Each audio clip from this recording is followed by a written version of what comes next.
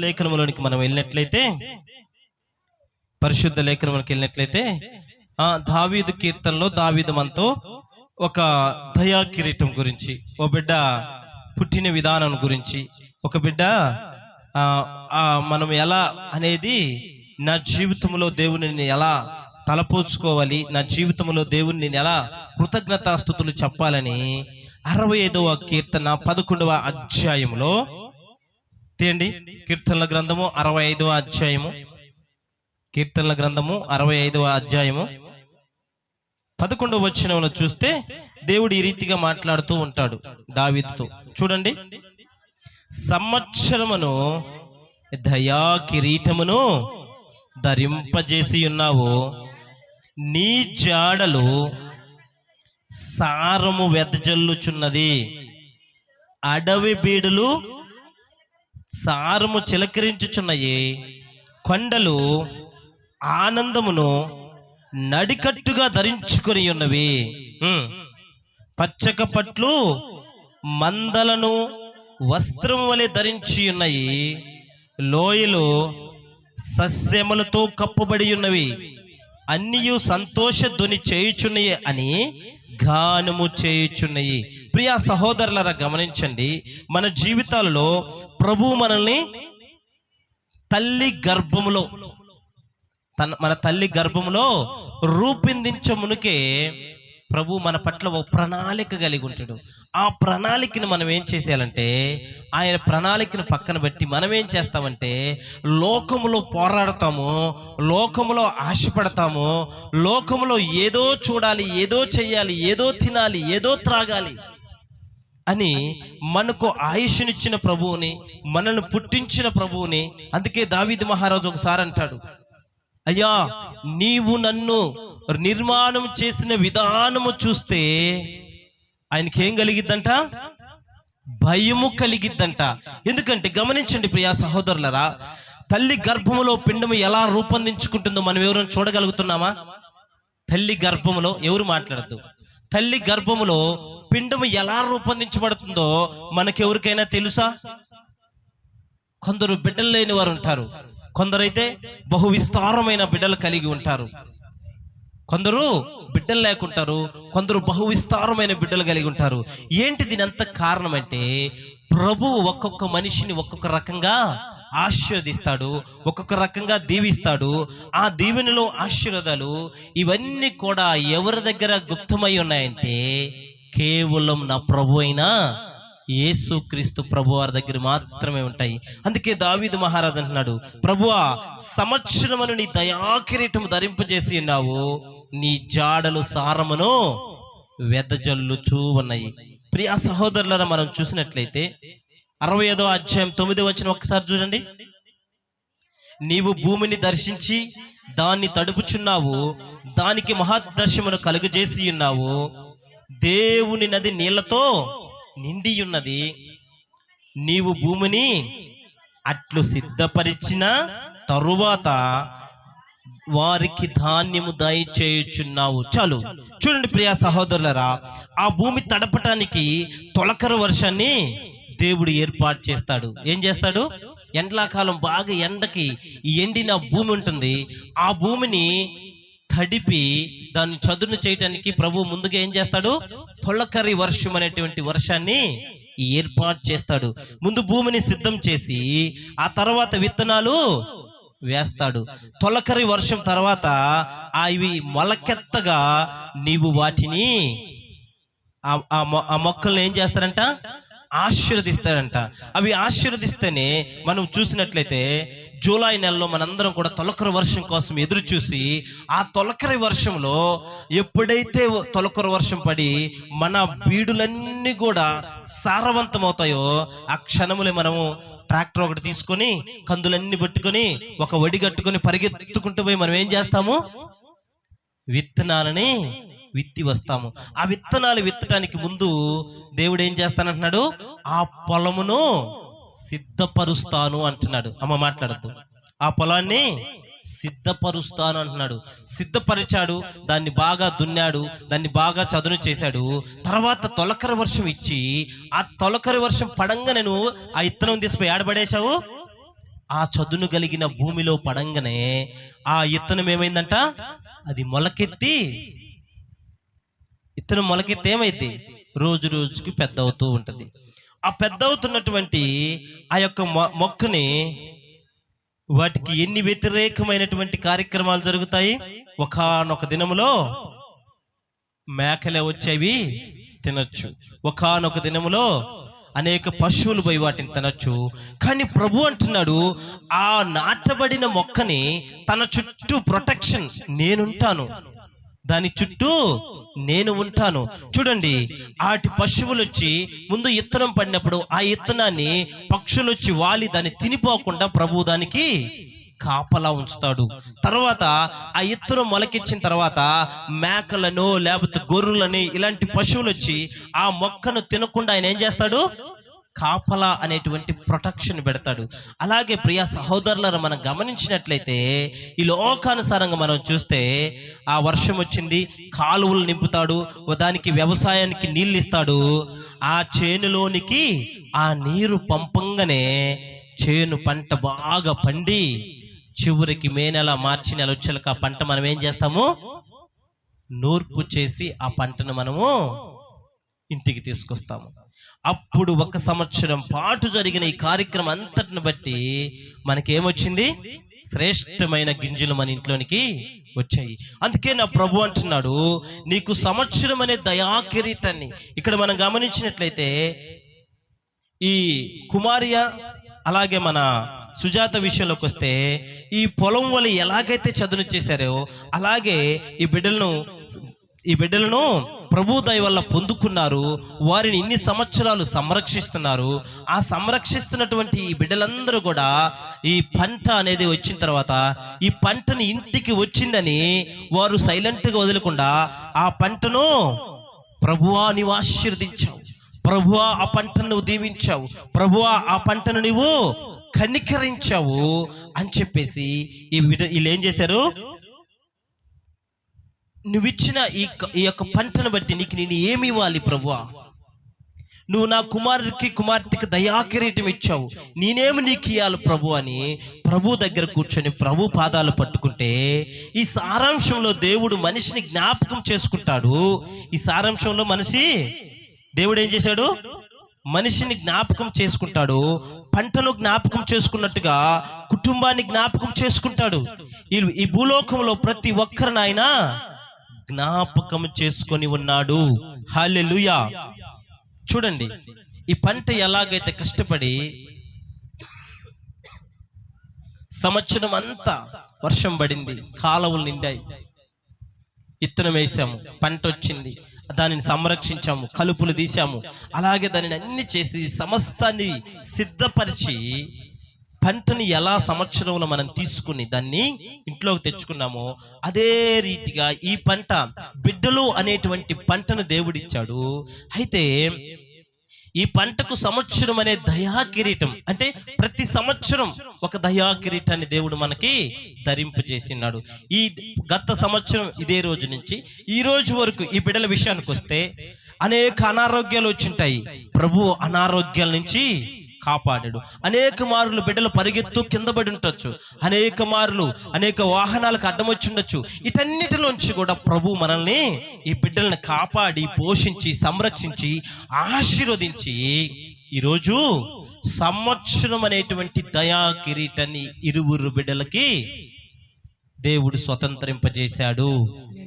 హల్లెలూయా. అదే రీతిగా నేను మన మధ్యలో లేదు కానీ రాహేలమ్మ విషయం కూడా ఈ వాక్యము అన్వయించుదాము అనుకుంటున్నాను. ఈ వాక్యాన్ని రాహేలమ్మకు కూడా అన్వయించుదాం అనుకుంటున్నాను. ఎందుకంటే 1993 సంవత్సరం అక్టోబర్ 10వ తేదీన ఆ అమ్మాయి కూడా జన్మించటం జరిగింది. 1993 సంవత్సరం. అలాగే ఈ బిడ్డలు 2 ఆ అమ్మాయి కూడా అయితే ఉండింటి బాగుండేదేమో, ఉండింటి బాగుండేది. బాగా తిని దిట్టంగా అన్నం అంతా తిని షుగర్ పెంచుకొని 400 వచ్చిందంట. షుగరు ఎంత? 400 వచ్చిందంట. మనము నోటిని కాయకపోతే దావీదు మహారాజు సొలొమోను మహారాజు అంటాడు. ఎవరు? దావీదు మహారాజు యొక్క కుమారుడు.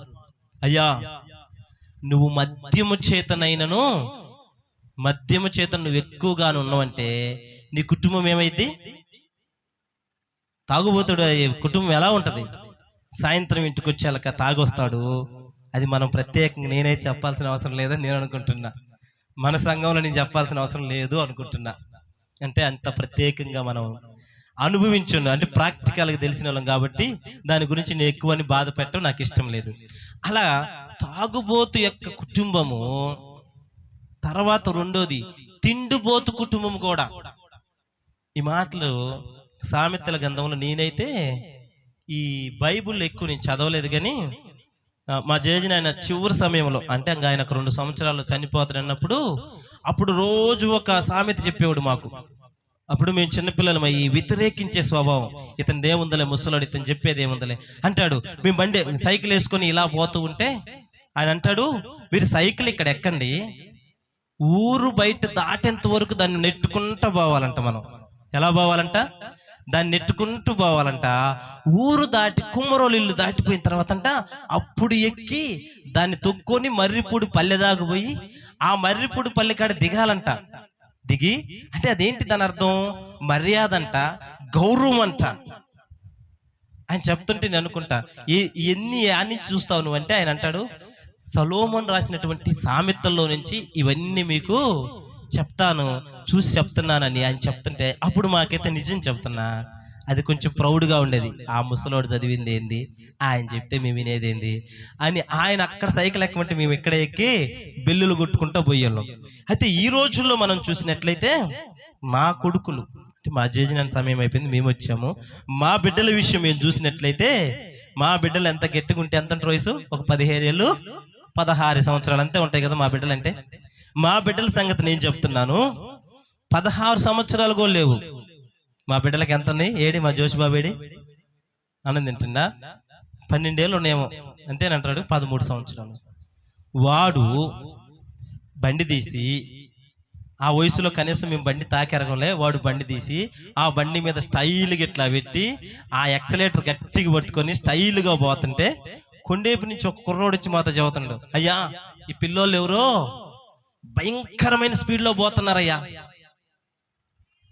వాడు మందు తాగినోడికి వీళ్ళు జరికిచ్చినట్టు వీళ్ళు ఎంత స్పీడ్లో ఉండరు. మందు తాగిపోయేవాడికి ఎంత స్పీడ్ వస్తుందో అది అనిపించదు, అలాంటిది వాడికే జరికిచ్చినట్టు వీళ్ళెంత స్పీడ్లో పోయి ఉంటారు. అందుకే నేను చెప్తున్నాను, పిల్లలను మనము ప్రవక్తంలో పెంచుకోవాలి. ప్రతి ఒక్కరం కూడా పిల్లలను ప్రవక్తంలో పెంచుకోవాలి, భయభక్తులు కలిగి పెంచుకోవాలి. చిన్న వయసు నుంచే బెత్తమునకు లోబడినటువంటి బిడ్డ పెద్ద అయినాక ఏమవుతుందంట? తల్లిదండ్రులకు, సమాజానికి ఎదురు తిరిగే బిడ్డగా మారతాడంట. ఇదివరకు మేము చదువుకున్న రోజుల్లో అయితే సారవులను చూస్తే ఈత బెత్తాలని ఉంటాయి. ఏం బెత్తాలయ్యి? ఈత బెత్త మెల్లంట. వాటిని తీసుకొచ్చి ఒకడేమో లీడర్గా ఉంటాడు, వాడు సార్కాడు నిలబడి స్టైల్గా ఆ బెత్తం తీసుకొచ్చి ఆయనకి ఇస్తాడు. మాకు అనిపిస్తుంది ఈడుగా కొంచెం చదివిండని ఈడు తీసిపోయి వాడికి ఆ బెత్తం ఇచ్చి దాంతో మమ్మల్ని బాధించడానికి ఈడు సిద్ధమవుతుంటారా అని మేము లోపల తిట్టుకుంటాం. అయితే ఇప్పుడు చెప్పనా బిడ్డలకు భయం లేదు, బిడ్డలకి భయం లేదు. తల్లిదండ్రులుగా మనమే బిడ్డల్ని దూరపరుచుకుంటున్నాం. ఒక చిన్న ఉదాహరణ చెప్తా. ఒక 3 రోజుల క్రితం జరిగిన ఒక ఉదాహరణ అది. దసరా వచ్చింది, ఆ బిడ్డ intermediate first year second year చదువుతున్నాడు. అంటే 16 నుంచి 17 సంవత్సరాల వయసు బిడ్డ. నానా నువ్వు నాకు 2 లక్షలు పెట్టి బండి తీసిలేవా, నువ్వు బండి తీసిపోతే నేను చస్తా, నువ్వు బండి తీసిపోతే నేను చస్తా, నేను చచ్చినాక నువ్వేం చేస్తావు అని చెప్పి అడ్డం తిరిగి తల్లిదండ్రికి ఇద్దరికి అడ్డం తిరిగి పక్క పోయి కూర్చున్నాడు. 2 రోజులు మాట్లాడాల, 3 రోజులు మాట్లాడాల. ఆ తల్లిదండ్రుల బాధ ఏంటంటే, అయ్యో నా బిడ్డ యవ్వనంలో ఉన్న బిడ్డే, వాడు సంతోషంగా ఉంటే అదే నాకు సంతోషం కదా, ఆ బిడ్డ సంతోషంగా ఉంటే అదే నాకు సంతోషం కదా, వాడు ఆనందిస్తే నా హృదయం ఎంతగానో ఉల్లసించిద్ది కదని ఆ తండ్రి ఏం చేశాడంటే తన కాడున్నటువంటి ఏదో ఒక వస్తువు తీసుకుపోయి తాకట్టు పెట్టి మరి 1,54,000 పెట్టి బండి కొనిచ్చాడు ఆ బిడ్డకి. ఏం చేశాడు? ఆ బిడ్డకి 1,54,000 అంటే ఆ కుటుంబానికి అది భారమై ఉండొచ్చు. భారమైన తండ్రి ఏం చేశాడంటే, నా బిడ్డ సంతోషంగా ఉండాలి, నా బిడ్డ ఆనందంగా ఉండాలని అవి మొత్తం కట్టేసి బండి తెచ్చి ఇంటికిస్తే ఆ యవ్వనుడు చేసిన పని ఏంటి తెలుసా? బండి తీసుకున్నాడు, చక్కగా బయటికి వెళ్ళాడు. మంచి హైవే మీద 70 నుంచి 110 స్పీడ్లో హైవే కొట్టేశాడు. లారీ వచ్చి టక్కను కొట్టేయటం స్పాట్. చూసారా యవ్వనులారా? మీరు అనుకుంటారు, నా తల్లిదండ్రులకి ఎదురు తిరిగి మాట్లాడితే నా మాట సరిపోతుంది, నేను ఆయాసకరంగా మాట్లాడితే సరిపోతుంది అని మీరు అనుకుంటారు. కానీ నీ తల్లి నీ తండ్రి చెప్తున్న ప్రతి మాట వెనకాల గమనించండి. సామెతల గ్రంథం 1వ అధ్యాయం నుండి ప్రతి అధ్యాయంలో ఉంటది, నా కుమారుడా నా కుమారుడా అంటే నాకు లోబడు నాయనా, నీ తల్లిదండ్రులకు లోబడు, నీ సమాజానికి లోబడు. అందుకే బైబిల్ ఒక మాట అంటారు చూడు, మనుష్యుల దయయందును దేవుని దయయందును.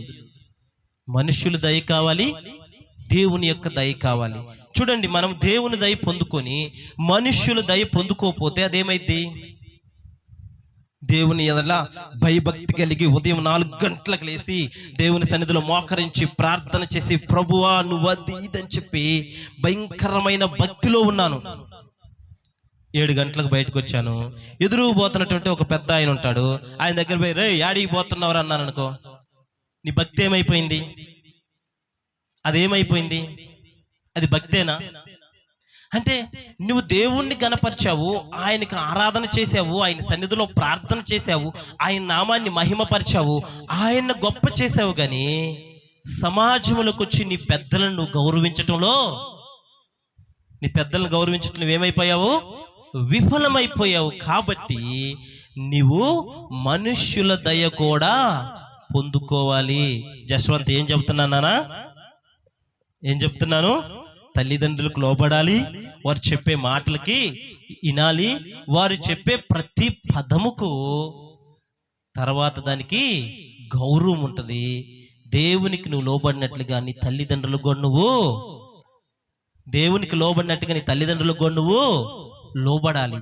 అందుకే చెప్తున్నాడు చూడండి, ఆ పంటను కోసుకొచ్చాడు, ఆ సంవత్సరం అనే దయా కిరీటాన్ని ఇచ్చాడు. కాబట్టి ఇప్పుడు ఈ కుటుంబాన్ని దేవుడు ఏం చేశాడు? పరలోకమందు జ్ఞాపకం చేసుకున్నాడు.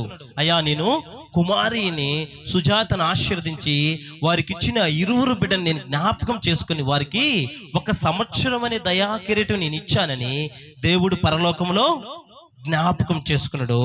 ఇప్పుడు ఈ బిడ్డను బట్టి 1 సంవత్సరం అనే దయా కిరీటం ఇచ్చినందుకు ఈ యొక్క అలంకరణ కోసము ఇప్పుడు దేవుడు ఈ బిడ్డను జ్ఞాపకం చేసుకున్నాడని, స్త్రీ తన గర్భములో ఉన్న బిడ్డను మరుసును కానీ నేను నిన్ను, అంత గొప్ప దేవుని యొక్క ప్రేమ, అంత గొప్ప దేవుని యొక్క దయ పొంది మనం ఈరోజు సంవత్సరం అనే దయా కిరీటం పొందుకున్నందుకు వారి తల్లిదండ్రులు ఏం చేశారంట?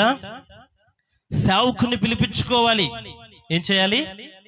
నా దేవుని పని జరిగించడానికి సేవకుని పిలిపించుకొని నా దేవుణ్ణి జ్ఞాపకం చేసుకోవాలి.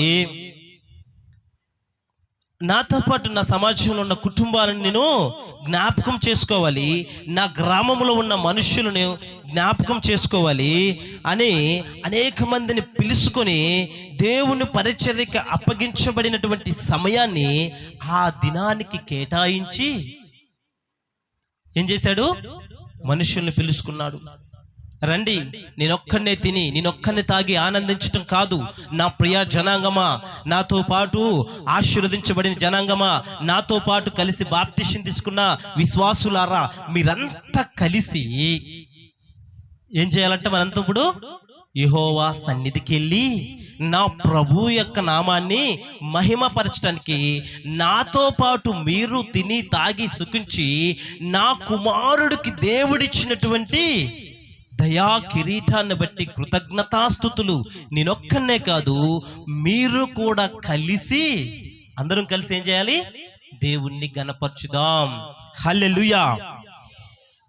అని సేవకుని పిలిపించుకొని దేవుని నామాన్ని మహింపరచడానికి, సరే నా వంతుగా నేను చిన్న విందు తయారు చేస్తాను, ప్రియా సహోదరులారా విందు తయారు చేస్తాను, ఆ విందు ఆరగించి నా కుమారుని ఆశీర్వదించి వెళ్ళండి అని కుమారు ఏం చేశాడు? ఈరోజు ఒక చిన్న విందును ఏర్పాటు చేసుకొని ఉన్నాడు.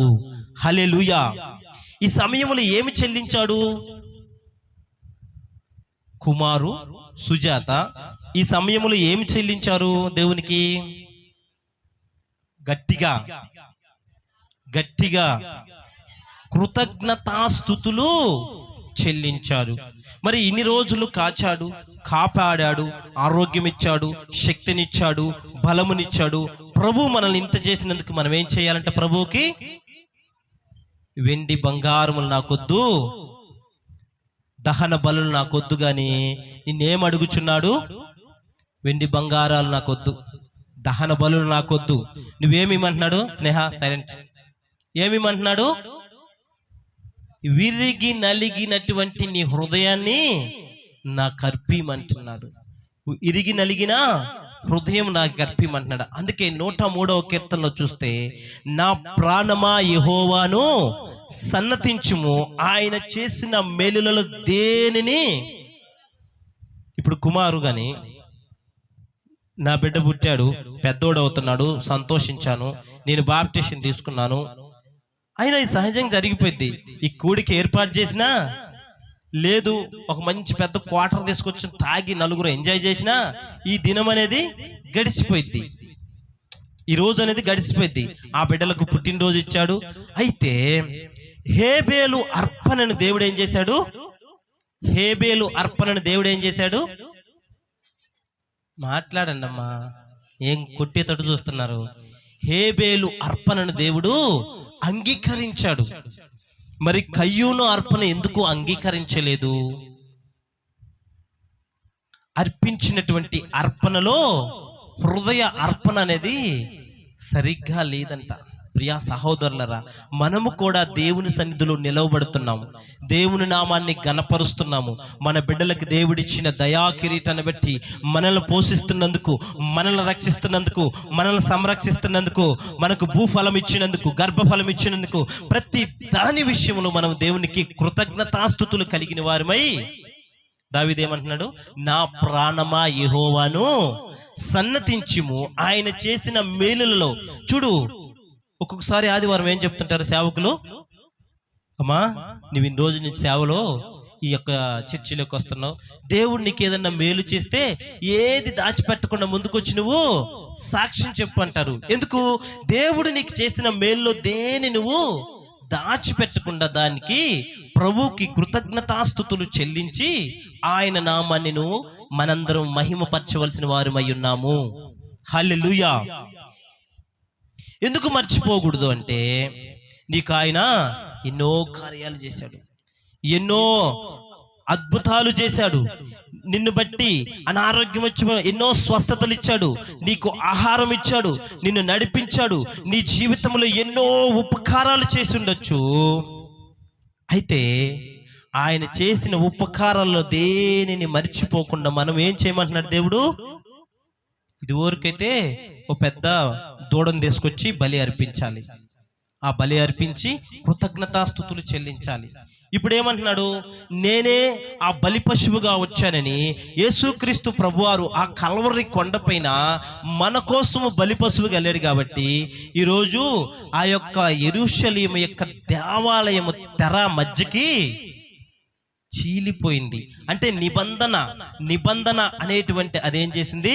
చీలిపోయి రెండుగా అయ్యి ఈరోజు సేవకుడు అనే కాకుండా ప్రతి ఒక్కరము కూడా ప్రభు సన్నిధికి వెళ్ళి ప్రభు నామాన్ని మహింపరిచి మన హృదయముతో ఆయనకి కృతజ్ఞతాస్తుతులు చెల్లించటానికి ఈరోజు మనకి దేవుడు అవకాశం ఇచ్చాడు. దీనిని బట్టి మనం దేవునికి కృతజ్ఞతాస్తుతులు చెల్లించాలి. ఈరోజు బిడ్డలను జ్ఞాపకం చేసుకున్నందుకు, ఒక దయా కిరీటం ఇచ్చినందుకు, వీటన్నిటిని బట్టి దేవుడు ఇక్కడ మనందరిని పిలిచి కూర్చొని పెట్టి ఆయన నామాన్ని మహిమపరుచుకుంటున్నాడు. అయితే ప్రియా సహోదరులారా, ఇది ఇంతవరకు వచ్చేసి 20 బిడ్డలను బట్టి నేను జ్ఞాపకం చేశా. ఇంకొక 2 నిమిషాలు అమ్మాయి గురించి చెప్పి మనం, చాలా సమయం అయినట్టుంది, భోజనం చేయాలి కదా, ఒక 2 నిమిషాలు చెప్పి మనం కేక్ కట్ చేద్దాం. ఇప్పుడు జస్వంత్ ఎలా ఉన్నాడు? తల్లిదండ్రులకు లోబడాలి, దేవుడు చేసిన మేలును బట్టి, ఆయన ఇచ్చిన సమస్తాన్ని బట్టి కృతజ్ఞతాస్తుతులు చెల్లించి సమయలు ఎలాగైతే దేవుని సన్నిధిలో ఉన్నాడో ఆ రీతిగా బిడ్డ దేవుని సన్నిధిలో ఉండాలి. అయితే యవ్వన బిడ్డ ఆడపిల్ల అయినటువంటి శిరీషకి నేను చెప్తుంది ఏంటంటే, మనకి బైబిల్ గ్రంథంలో మొర్దెకై అనేటువంటి ఒక హెబ్రీయుడు ఉండేవాడు, ఒక యూదుడు ఉండేవాడు. అయితే ఆ రోజులలో, ఇప్పుడు గుర్తొస్తుందా ఎవరి గురించి చెప్పబోతున్నాను నేను? ఎవరు? మొర్దెకై అనగానే ఎవరు రావాలి గుర్తు? ఎస్తేరు రావాలి. అయితే ఆ ఎస్తేరు గురించి మాట్లాడుతూ అంటాడు, ఆ ఎస్తేరు గురించి మాట్లాడుతూ ఏమంటాడంటే, ఈ బిడ్డకు, ఎస్తేరు అనే బిడ్డ ఎవరంటే మొర్దెకై యొక్క అన్న కూతురు అంట. మొర్దెకై అన్న కూతురు, వరుసకి కూతురు అవుతుంది. అయితే ఈ బిడ్డని ఆ రోజుల్లో ఏం చేశారంటే, అబ్రహాముకు వాగ్దానం ఏం చెప్పాడు? 400 సంవత్సరాలు నీ సంతానం బానిసత్వంలోకి పోతుంది, నేను జ్ఞాపకం చేసుకుని మళ్ళీ కానాను దేశంలో తీసుకొస్తా అన్నప్పుడు, అలాగే సొలొమోను దావీదుతో కూడా దేవుడు ఒక మాట చెప్పాడు. ఏమని చెప్పాడు? మీరు నా మాటని వినకుండా నా సన్నిధిలో మీరు కొవ్విన హృదయం కలవారు అవుతారు, నన్ను అగౌరవపరుస్తారు, నన్ను మీరు వ్యర్థంగా తోసివేస్తారు. కాబట్టి మిమ్మల్ని నేను 70 సంవత్సరాలు బానిసత్వపు బతుకులోనికి మిమ్మల్ని పంపిస్తానని దావీదుతో దేవుడు వాగ్దానం చేస్తాడు. దానిని బట్టి యెరూషలేము పట్టణము ఒకానొక దినాన, వినండి చూడండి అందరూ, యెరూషలేము పట్టణం ఏమైందంటే ఏరే దేశానికి బానిసత్వం అయింది. బబులోను దేశపు రాజు నెబుకద్నెజరు వచ్చి యెరూషలేము పట్టణాన్ని దోచుకొని ఆ పట్టణాన్ని తీసుకెళ్లిపోతాడు. అప్పుడు వెళ్ళినటువంటి ఈ యూదా ప్రజలందరూ బబులోను దేశంలో ఎలా ఉంటారు? బానిసలై ఉంటారు. బానిసలై ఉన్నటువంటి ఆ రోజులలో షుషాను అనేటువంటి ఒక కోట ఉంది. షుషాను అనేటువంటి కోట, ఆ కోటలో వష్టి అనేటువంటి యువరాణి ఉంటది. ఆ వష్టి అనే యువరాణి రాజు ఏం చేస్తారంటే, నా భార్య అందగాడు సూర్యుడు, నా భార్య అంత సౌందర్యవతి, ఈ ప్రపంచంలో ఏ సంస్థానంలో కూడా లేదని చెప్పినప్పుడు ఆమె ఏం చేసిందంటే, ఆ వష్టి అనేటువంటి ఆ యువరాణి గర్వించి రాజు మాటకు లోబడకుండా రాజు యొక్క భవనంలోనికి రాకుండా అడ్డం తిరిగింది. రాజు కోపం వచ్చి ఆ రాణిని, ఆ రాజరికంలో ఆ రాణి పదవి తీసి పడేసి ఆమెని నెట్టేస్తాడు. అప్పుడు వీళ్ళందరూ ఏం చేస్తారంటే, రాణి కోసం మరో రాణిని తయారు చేయాలని, ఇదిగో ఇలాంటి యవ్వన బిడ్డలందరం తీసుకెళ్ళి ఆ రాజు కోటలో పెట్టి వీరికి ఏం చేస్తారంటే, రాజు భోజనమును భుజించాల్సినటువంటి ఆ రాజు భోజనాలు, ఆ యొక్క పానీయాలు ఇస్తూ ఉంటే, సహజంగా ఆ దేశ మర్యాద చొప్పున పిల్లలు యవ్వన బిడ్డలు పోవాలి. అందులో యవ్వన బిడ్డ ఎవరినైతే రాజు ఇష్టపడతారో ఆమె ఆ రాజ్యానికి రాణి అయింది. అయితే ఇక్కడ మొర్దెకైకి సమస్య ఏంటంటే, మొర్దెకై ఆ రాజ్యం సంబంధించిన బానిస. ఎవరంట? బానిస.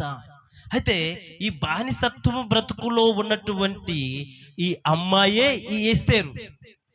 ఇప్పుడు మొర్దెకై పరిస్థితి ఏంటంటే, తీసుకెళ్ళి అందరితో పాటుగా ఈ బాలిక అయినటువంటి ఈ ఎస్తేరుని తీసుకెళ్ళి కోటలో పెడతారు. ఈ ఎప్పుడైతే కోటలో పెడతారో ఇప్పుడు పరిస్థితి ఏంటంటే, ఈ అమ్మాయి హెబ్రీ బాలిక యూదురాలు అని తెలిసిందంటే ఆ పిల్లని ఏం చేస్తారు? తక్షణమే రాజాజ్ఞ ఎట్లా ఉంటుందంటే, శిరస్సు ఖండించి చంపేస్తారు. ఇంకా క్షమాపణ ఏముండదు, క్షమాపణ అంటే ఏముండదు, చంపేయటమే. ఇప్పుడు మొర్దెకై బాధ ఏంటంటే, అయ్యో ఏదో నా కుమార్తె రాణి అయిద్దని నేను పంపించాను, కానీ ఆడబోయి చూస్తే ఈ పిల్ల పైనుంది, ఎవరు వచ్చి ఈ అమ్మాయి హెబ్రీ బాలిక లేదు యూదురాలని చెప్తే నా కూతురు పరిస్థితి ఏంటి, నా కూతురు పరిస్థితి ఏంటని ప్రతిరోజు ఈ యొక్క మొర్దెకై రాజు యొక్క రాజపురం చుట్టూ తిరిగేది. సాయంత్రం అయ్యాక నా కుమార్తె ఏం చేస్తుంది, అయ్యో నా కుమార్తె బాగుందా అని ప్రతిరోజు కాపలా కాసుకున్నాడంట. అయితే ఇంత కాపలా కాసుకొని ఇలా ఉన్నటువంటి ఈ యొక్క అమ్మాయి జీవితంలో దేవుడు ఒక ప్రణాళికబద్ధంగా ఏర్పాటు చేసి తను ఆ ఎస్తేరు అనేటువంటి యవ్వన బిడ్డని ఏం చేశాడంట? దేవుడు ఏం చేశాడు? రాజు దయ పొందుకొని ఆ రాజ్యానికి యువరాణి అయ్యేటువంటి పరిస్థితిలోకి వచ్చింది. నేను చెప్తాను, ఏం పేరు? శిరీష. నాకెళ్ళి చూడు, అడు చూడగా. నేను చెప్తాను, ఒక ఎస్తేరు వలె ఈ నగరకై చెక్కబడిన అందమైనటువంటి నగర యొక్క, అది ఎక్కడ ఉంటుంది ఒకసారి చూస్తారా? 144వ కీర్తన 12వ అధ్యాయం ఒకసారి చదవనా, ముగించుకుందాం. 144వ కీర్తన 12వ అధ్యాయం. మా కుమారులు తన యవ్వన కాలమందు ఎదిగిన మొక్కల వలె ఉన్నారు. మా కుమార్తెలు, అమ్మ శిరీష మీకోసం ఇది, యవన బిడ్డలందరూ, శిరీష అని కాదు, యవన బిడ్డలందరూ ఉన్నాయి. వినండి, మీ తల్లిదండ్రుల మాటకు లోబడుతూ మీరు ఉంటే మీరు ఎలా ఉంటారో ఒక్కసారి ఆ వాక్యాన్ని మీ హృదయాలు మీకు మీరు అన్వయించుకోండి. ప్రతి యవ్వన బిడ్డకి ఈ వాక్యాన్ని మీకు మీరు అన్వయించుకోండి ఒకసారి. మీకు మీరు చదువుమా. మా కుమార్తెలు నగరునుకై చెక్కిన, ఎట్లా గట్టిగా, ఎలా గట్టిగా పెడకాలి యవ్వనలో? మా యవ్వన బిడ్డలు ఈ నగరకై చెక్కిన మూల కంబములు. ఏంటి తెలుసా మూల కంబాలంటే? ఆ లోపలికి వస్తున్నప్పుడు ఎంట్రన్స్ లో పెద్ద పెద్ద నగరాలు లేదా పెద్ద పెద్ద షాపింగ్ మాల్లో ఇట్ట పెట్టుకుని ఎట్టుంటారు, వెల్కమ్ పలుకుతూ ఉంటారు. నా గ్రామంలోనికి వస్తున్నప్పుడు ఎవరైనా బయట చూస్తే ఇక్కడున్న యవ్వన ప్రాయం బిడ్డలు చూసినప్పుడు ఎలా ఉండాలి? ఈ బిడ్డలు నగరకై చెక్కబడినటువంటి, ఓ కుమారియా, నీ కుమార్తెని చూసినప్పుడు నగరకై చెక్కబడినటువంటి అందమైన కుమార్తె, సౌందర్యం కలిగిన కుమార్తె, భయభక్తులు కలిగిన, అందము సౌందర్యము పక్కన పెడితే ఏమై ఉండాలంట? భయభక్తులు కలిగి పెద్దల యందును మనుష్యుల యందును అందరికి లోబడేటువంటి గుణము కలిగిన నీ కుమార్తెను చూసి నాకెంతో సంతోషం వేసిందయ్యా. సుజాత, నీ కుమార్తెను చూసినప్పుడు నాకెంతో సంతోషం వేసిందమ్మా అని ప్రభువు నిన్ను గూర్చి సాక్ష్యం ఇవ్వాలి. మొర్దెకై బాధను బట్టి ఎస్తేరుని దేవుడు ఏం చేశాడు? ఆ యొక్క 127 సంస్థానాలకి, అంటే 127 అంటే భారతదేశం కంటే పెద్ద దేశానికి ఎస్తేరు ఏమైంది? రాణిగా తీర్చిదిద్దబడింది. ఎందుకంటే ఎస్తేరు దేవునికి లోబడింది, ప్రణాళికబద్ధంగా ఉంది, ప్రభువును ఆరాధించింది. శ్రమలు వచ్చినా, శోధనలు వచ్చినా, బాధలు వచ్చినా నా ప్రభు ఉన్నాడని ఎస్తేరు తన జీవితంలో ప్రభు కోసం లోబడింది. ప్రియ యవ్వన బిడ్డలారా చూడండి, మీరు కూడా మీ యవ్వనం నుంచి కూడా ప్రభువుకు లోబడండి. ఇంతకుముందు మాకైతే యవ్వన బిడ్డలకే చెబుతున్నా, మాకైతే మీ వయసులో ఉన్నప్పుడు ప్రభు దగ్గరికి రండి. యేసు ప్రభు దగ్గరికి వస్తే మీకు రక్షణ ఉంది. యేసు ప్రభు మీకు మేలులు చేస్తాడు. యేసు ప్రభు మిమ్మల్ని రక్షిస్తాడు. యేసు ప్రభు మిమ్మల్ని కాపాడుతాడు. రండమ్మా మీరందరూ వచ్చి కూర్చోండి. మా యవ్వన కాలంలో ఉన్నప్పుడు, మా యవ్వన కాలం అంటే ఇక్కడ ఎవరు ఆడపిల్లలు ఎవరు లేరట్టుంది. మరియమ్మ కానీ సలోమి కానీ, ప్రణతి లేదు, లేలే మా ఊర్లో. వీళ్ళందరి గురించి నేను చెప్తున్నా. ఆ వయసులో మేము ఉన్నప్పుడు మాకు దేవుని ప్రేమ రుచి చూపించలేదు. దేవుని యొక్క ప్రేమలోకి మేము రాలేదు. దేవుని యొక్క మాటలు వినలేదు. దేవునికి మేము లోబడలేదు. అందుకే లోకంలో మేము తిరిగాము. మేమేమి చూడండి, యవ్వన బిడ్డలారా చూడండి, మేమేమి సంపాదించుకోలేదు. మేము ఏమీ సంపాదించుకోలేదు. ఉద్యోగాలు లేవు, చదువులు లేవు. లేస్తే ఎవరు వెళ్ళాలి మనం? ఎవరు వెళ్తాం మనం? మాట్లాడవేం కదా, కరవాది వెళ్తాము, కొల్లూరు వెళ్తాం. ఇంకా ఖాళీ దొరికితే హైదరాబాద్ వెళ్ళి ఆ పరంజిలు ఎక్కి పరుగులు తీస్తాం. కానీ దేవుని ప్రేమ తెలిస్తే దేవుని మాటలకు లోబడితే చిన్న వయసు నుంచి కష్టపడి చదువుకుంటాము, ఒక ప్రయోజకులమయ్యి ఈరోజు మనం మంచి ఉద్యోగాలు అయితే ఆ పనికి పోతామా? చక్కగా ఉదయం 10 గంటల నుంచి సాయంత్రం 5 దాకా పోయి ఇంటికి వచ్చి భార్యా బిడ్డలతో సంతోషంగా ఉంటాం. ఆ చదువు లేదు, ఆ తగిన ఉద్యోగం లేదు, ఏది లేదు. కాబట్టి ఈరోజు మనందరం ఏం చేస్తున్నాం? వరుసగా పని చేసుకుంటున్నాం. ఎలా చేస్తున్నాం? అందుకే నేను చెప్తున్నాను, మా సమయము మా తరము అయిపోయింది. మేము సాధించలేము, ఇంకా మేము సాధించలేము. మీరు సాధించగలరు. ఏం చేయగలరు? సాధించగలరు. చదువులో మీరు, విద్యలో సాధించగలరు. ఇంకా మీ యొక్క జీవితాల్లో గొప్ప గొప్ప పనులలో, గొప్ప గొప్ప విధానంలో చూస్తే ప్రతి దానిలో మీరు ఆశీర్వాదకరంగా దేవుడు మిమ్మల్ని మార్చబోతున్నాడు. హల్లెలూయా. ఎలా ఉండాలి? నగరకై చెక్కబడినటువంటి మూల కంబాలలాగా మీరు ఎప్పుడైతే నిలబడతారో మీ దేవుడు మిమ్మల్ని ఆశీర్వదించబోతానికి. ఎవరు దేవుడు? ఎవరు దేవుడు? మీ దేవుడే. ఎవరు దేవుడు? నీ దేవుడే. నీ దేవుడే. నీ దేవుడే. నీ దేవుడే నిన్ను, నా దేవుడే నన్ను ఆశీర్వదిస్తాడు. నా దేవుడే నన్ను గొప్ప చేస్తాడు. నా దేవుడే నన్ను ఈ జనాంగాలలో ఉన్నతమైన స్థితిలో ఉంచుతాడు. అట్టి కృప, అట్టి ధన్యత కూడి ఉన్న మనందరికి కూడా ఈరోజు నూతనముగా దయా కిరీటాన్ని ధరింపజేసుకున్న జస్వంత్కు కానీ, శిరీషకు కానీ, మన మధ్యలో లేనటువంటి ఇంకొక అమ్మాయి ఎవరు? రాహేలమ్మలకు కానీ దేవుడు అట్టి దయా కిరీటము బహుగా ధరింపజేయునుగాక. హల్లెలూయా. మంచిది. ఇది ప్రాయం